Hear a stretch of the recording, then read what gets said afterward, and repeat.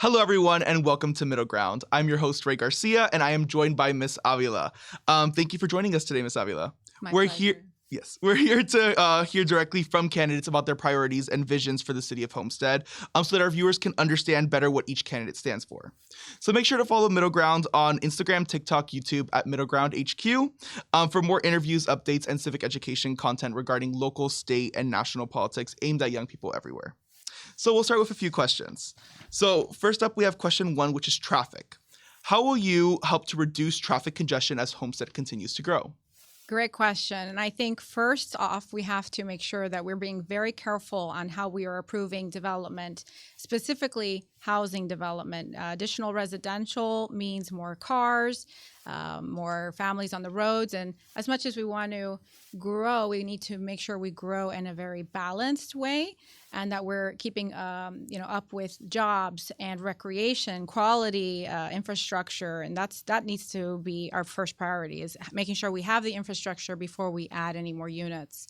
And that's always a tough decision, too, because a lot of this land that's being developed comes with residential building rights. And so we have to make sure that we are being true to people's property rights. But when they come in with variances, that's our opportunity to ask for improvements like put a park in your property plans, put impact windows to make sure that safety and hurricane preparedness is not an issue. But the key thing is to have traffic under control, and the county has a lot of responsibility on that. So as a city councilwoman, what I do already is make sure that I stay in constant communication with our commissioners, letting them know when we have an issue. These BRT traffic arms are a major challenge for our city. Many of the roads, many of these busway improvements are along the same parallel roads of US 1, Flagler, Old Dixie, in addition to the busway. So we have multiple lights not synchronizing, and it's a huge, huge issue. So that needs to, but also the improvements that we do have. And we are working on a master plan. It's first of its kind. We've kind of completed phase 1, and that also goes to the county to make sure that they are investing mobility fees into the areas that we need it the most, which hasn't been done in the past, and I'm very proud to be part of that process. All right, thank you for your answer there. You're welcome. So question 2 is utilities. So do you believe that Homestead should keep running its own power or partner with FPL to help lower costs, and why? So we currently have an independent power system, and I don't necessarily think it's a good idea to lose that altogether, but there is definitely room to improve in our process. And we did enjoy being able to say that we provided the most affordable rates to attract commercial business to our city. And currently, I don't think that's the case anymore. So we have to look for ways to be more competitive and to bring savings to our residents, and while maintaining that independence. So I think it's important that we achieve those goals and that we continue to look at innovative ways to improve our grid and making sure that we stay connected, because not too long ago we had major issues with power outages, and those make families suffer, and we need to avoid that at all costs. So it's a balance, but we're working on it actively, and making sure that, again, infrastructure is in place before you add on new units is very important. Being one of the only candidates in this race that has actually voted against housing developments, including Lennar projects and D.R. Horton projects, I can tell you that I'm committed to making sure that we are adding those infrastructure improvements before we're adding more units. And we do have a moratorium in place for building residential density. It's going to be expiring in December, but with the Senate Bill 180, with the state bill, it's quite under review as to its validity. And we did end up grandfathering in a lot of projects that were already in the pipeline. So, hopefully that moratorium continues to stay in place, and we need a council up there that's going to be strong at saying no to development, whether the moratorium is in there or not, and making sure you're voting for candidates that are going to support each other on that position. I know Kimberly Konski is going for seat 1, and I want to make sure that I say that I am supporting her. She comes from a family of farmers, and she was here before Hurricane Andrew, so she knows what Homestead was like and what it can be with a good balanced government. And I know that she's on the same page with me when it comes to fixing our traffic and making sure we have a balanced government and a balanced development for commercial and bringing in quality schools, quality jobs, as well as quality entertainment. Thank you for your answers there. You're welcome. I appreciate it. Next up, we have public safety. So Homestead currently has one of the lowest police to resident ratios in the county, about 1.6 officers per 1,000 citizens compared to 2.2 in Miami-Dade County and a state average of 4.2. While we're also facing a little bit of a higher than average crime rate. So what is the plan to increase funding, grow the police force, and strengthen community involvement and trust as the city continues to expand? So that is absolutely a problem. And since 2020, when I first got into City Hall Council, it has been one of my top priorities. In fact, it's always been our police, our park improvements, as well as our process for the business community. Specifically on police, through my leadership, we've been able to fund up to 24 new police positions. And that really wasn't necessarily at the top of the list in prior budget years. So I'm very proud of that. And I received the PBA endorsement because I am constantly making sure that we are funding our police department for safety, for making sure that the community is engaged and supporting those relationships.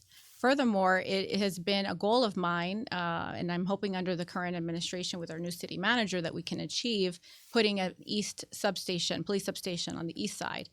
They used to have a station over at the old sports complex. Now they're on the west side of town, which is great, but we do need to have that presence.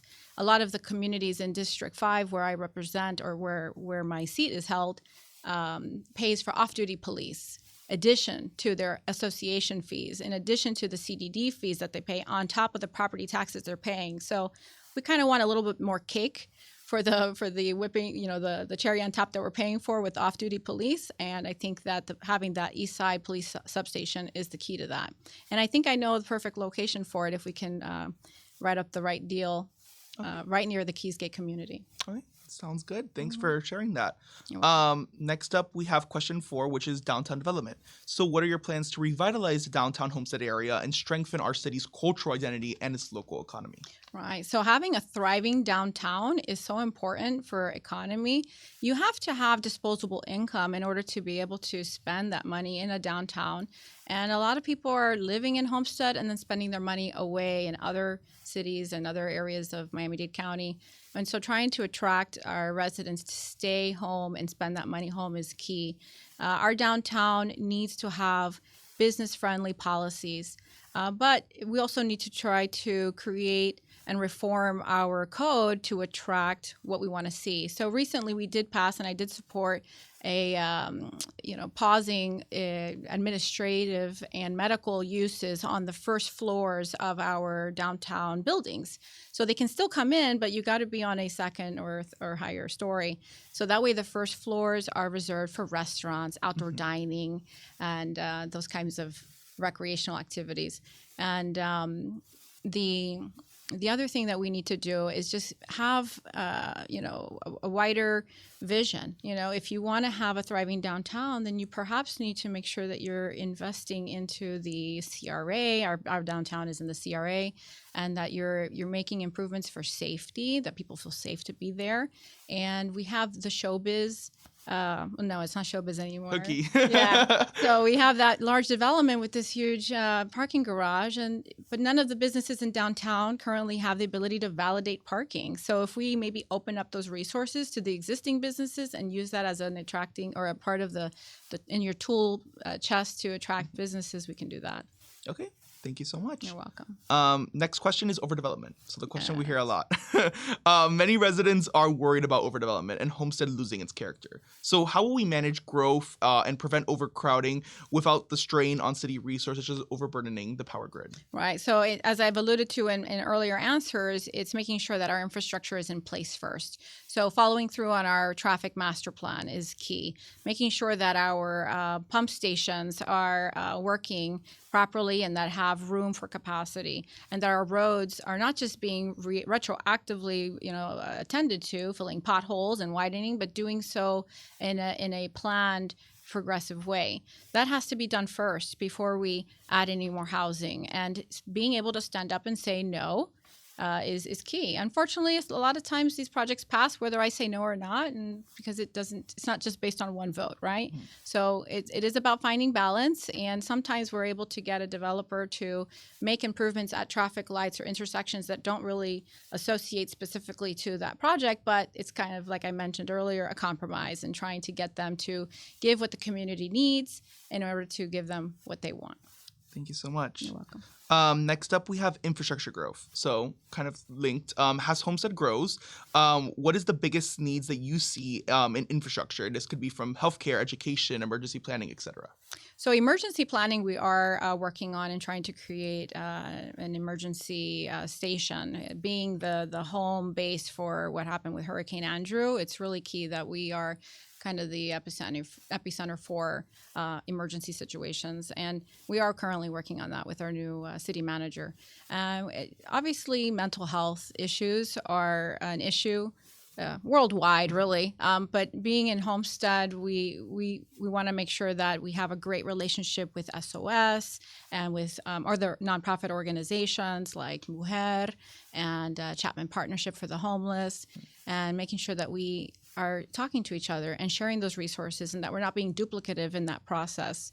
So making sure we have that as a priority within how we run government is important. And I am proud to say that I did support our new budget year is funding a human, not resources, but human services department. And so that's to make sure we stay engaged. I'm glad to hear that as well. Mm-hmm. Next up is transparency. So how will you ensure that city decisions are as transparent as possible and include the residents' voices in the decision making, such as major infrastructure plans? Right. So it's nice that you're mentioning transparency. That actually is part of our core values in our new strategic plan that we've passed. I was very proud to be part of that as well for this city.